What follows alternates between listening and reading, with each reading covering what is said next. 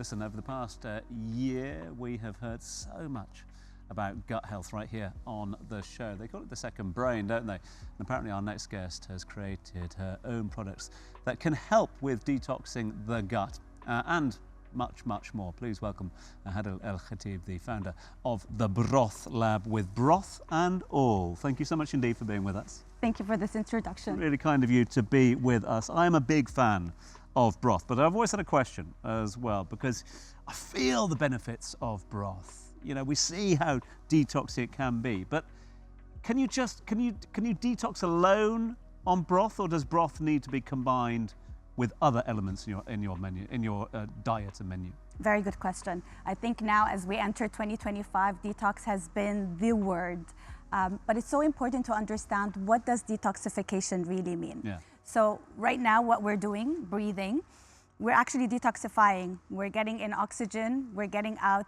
CO2, carbon dioxide, and that is a detox methodology, if you like. So our body has an innate ability to detoxify itself. If you get a wound or a scratch right now, the body knows what it has to do. It heals itself. You don't really have to interfere much.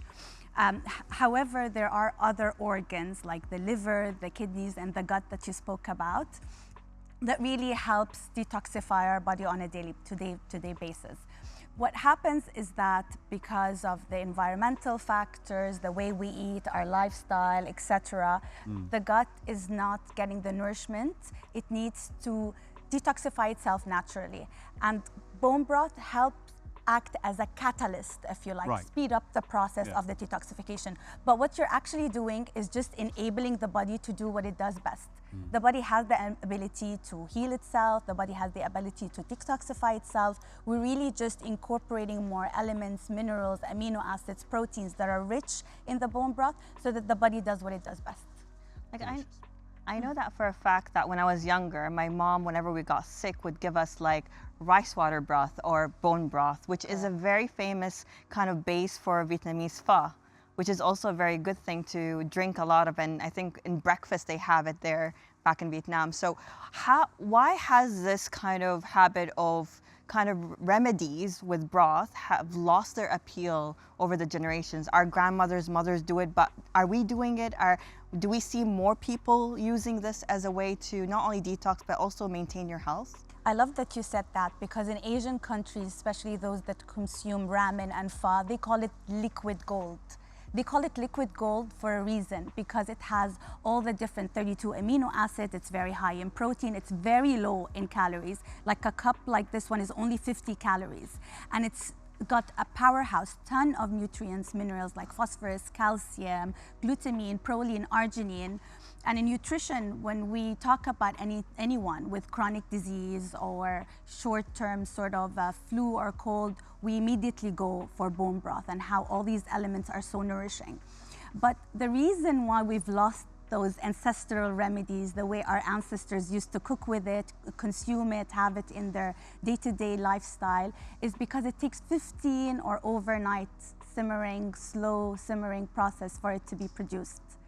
So who has the time now in our modern society to really be in the kitchen, slave away, and create proper real bone broths? So the methodology, the long processing, is one of the reasons why we sort of lost it. You can't do it in an air fryer, can you? No, you can't. Not even in a pressure cooker. Or a microwave. No, it has to be the traditional way. You have to put the free-range bones. You have to put the fresh remedies like the herbs, lemongrass, thyme, star anise, all these amazing nourishing herbs. You have to wait for it to simmer, and before that you have to roast the bones for it to actually work. So you have to extract all the minerals from the bones for it to be part of the soup. And that's why it's thick. It has this gelatin, collagen content, and that's why it's super healing as well. So we really lost that because of the way it's time consuming. I think every culture has its own version of medicinal broth. So I'm from India, South India to be specific, and for all the South Indians watching out, that they know rasam. Rasam is something that our grandparents used to make. It is just random vegetables in a big pot with a few spices. Pepper is a very, very key ingredient in this, and it's meant to be amazing for any kind of cold or flu you may have. Now, I've read a few myths online about broths, so I have listed about 4 of them. So in about 10 seconds each, if you can tell me if this is a fact or a myth, that would be pretty helpful, all right? Now, myth about broth, it flushes out toxins, does it? Fact. Okay. Bone broth is the only type of broth with detox benefits. False. Drinking broth resets or boosts metabolism. True. Broth must be consumed hot, else it is ineffective for detox. Myth. Okay. So did you have to keep these different factors in mind? What are some of the, I guess, misconceptions people generally have about broths? I think the main misconception is that detox is harsh, it's difficult, and it deprives you from everything that you love to eat or consume on a daily basis. Detoxification is actually a simple, natural process. I mean, in different religions, in different cultures, like you mentioned, we all fast. Fasting is the ultimate detox for our body. But how you break your fast and what do you consume once your fasting hours are done, that is what determines how effective your detoxification has been. So breaking your fast, for example, now as we approach the month of Ramadan, how you approach breaking your fast is so crucial. So breaking your fast with bone broth instead of coffee on an empty stomach, which is obviously the trend around. It's the worst thing you could do for your gut. It's acidic, it really impairs the gut lining versus the L-glutamine in the bone broth is so important to nourish I'll keep drinking the me inner more lining. broth, all right? I'll try and rectify that, okay? Yeah, try to negate all those. But even for people who are not fasting, typically most people start their day with a cup of tea or coffee, right? So you're saying that's not good, we should stick to bone broth? Absolutely not. You shouldn't have your dose of caffeine. My preferred one is matcha. That's why I also launched Catcha Matcha. It's because you want your body to naturally start going with its day. You don't want to push it. You know, it's not healthy to tell your body to do more than it tends to do on the day, because we all have different sort of, health is not linear. There are days you wake up groggy, there are days you wake up that you're ready to take the day by the storm. So coffee or caffeine, generally what it does is that it forces your body to do more than it has to do. So I wouldn't consume caffeine the first 90 minutes of my day. I love this. Yeah. Hashtag hug in a mug. That's the hashtag for the Broth Lab as well, because it is, isn't it? It is. It is. And doesn't it taste so amazing? Oh, this is delicious. I've got the chicken, is that right? Correct. Okay. And I think you have the shiitake, the Yes. vegan umami. And how many different flavors do you have? So we have 8 different flavors, and we cater also to pets and to kids because they're family.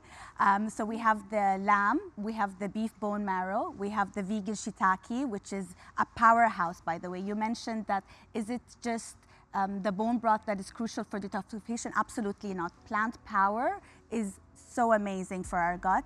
And one example is the vegan broth. So it has miso, fermented miso. It has a high plant dose from the medicinal shiitake. It has kelp and kombu, which is great source of iodine for our thyroid, now with us seeing more autoimmune. And then we have the chicken, which is the best seller. And like I said, we also have for pets, the lamb broth for pets, and we have the mini moo and the mini cluck for the little ones, because they don't prefer the herby, rich flavor like we do, and their tongue palate is super clean, so they want broth just on its own, and it's easy to infuse with moms cooking their baby meals.